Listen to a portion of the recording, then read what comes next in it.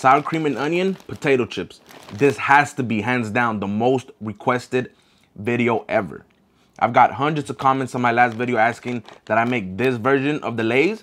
As you can see right here, these are the ones I made, and we have nailed that seasoning to perfection. And these things taste amazing.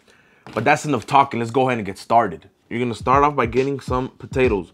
I'm only gonna be using 2 because these are large russet and it's gonna make a lot of chips. I'm gonna go ahead and peel mine. You don't have to peel yours if you don't want to. I just don't like the skin.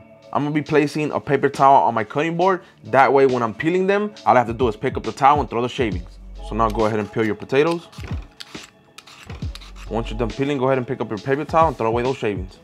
And now rinse your potatoes once you're done peeling them. That way you get rid of excess dirt. So now to cut our potatoes, you already know that I'm gonna be using a mandolin with the crinkle attachment. In my last video, 100 of you guys were asking me where you could purchase one. So I'm gonna go ahead and link it in the description, and they do ship worldwide. It comes at a fair price for good quality.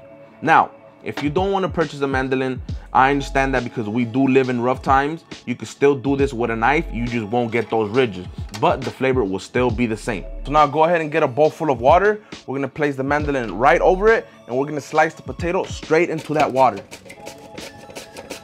That mandolin gets perfect ridges every time. So now we're gonna go ahead and wash the potatoes because we want to get rid of all that excess starch. As you can see right here, the water is full of starch. So you're gonna throw this water, put some new one in, and you're gonna keep doing that until the water runs clear.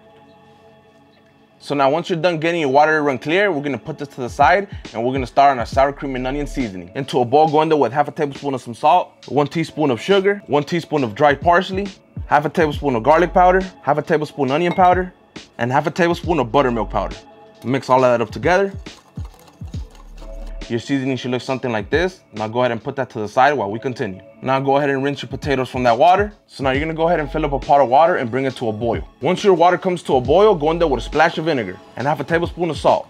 Now go ahead and boil your potatoes for 5 minutes exactly. After 5 minutes, take them out and place them on a paper towel. That way we drain excess water. Now grab a paper towel and pat them dry to make sure there is no water because we don't want that oil to fizz up once we put them in there. Once you pat them dry to the best of your ability, go ahead and remove them. So now go ahead and heat up your oil to 350 degrees. I'm using canola oil, but you can use any oil you want. Now drop your potatoes in there. And now you're gonna fry these for about 6 minutes or until it has a nice color and crunch. Once they got a nice color and crunch like this, go ahead and take them out, put them in a bowl, and now we're gonna continue frying the rest. Once you're done frying all your potato chips, instantly hit them with a generous amount of that seasoning we made. Go ahead and toss them up. Just look at that, we have nailed that sour cream and onion potato chip. Now I'm gonna go ahead and transfer these into a small bowl. All right, so now we're gonna go in there for the comparison and the taste test.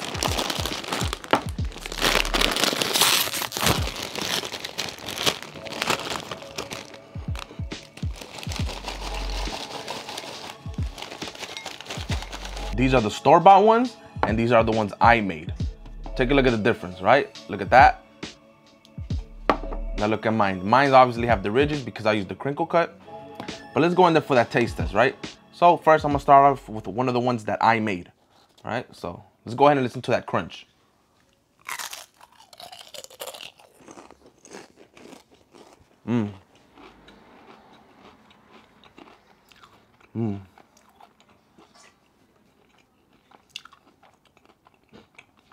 That's some good stuff. Now let's go in there with the store-bought one.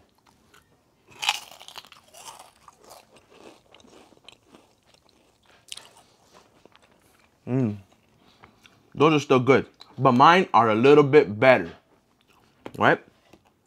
All right, let's go ahead and admire the ones I made. Just look at that. The seasoning has been perfected. And there you have it, you guys. You have now made sour cream and onion chips at home. Don't forget to subscribe, and I'll see you next time.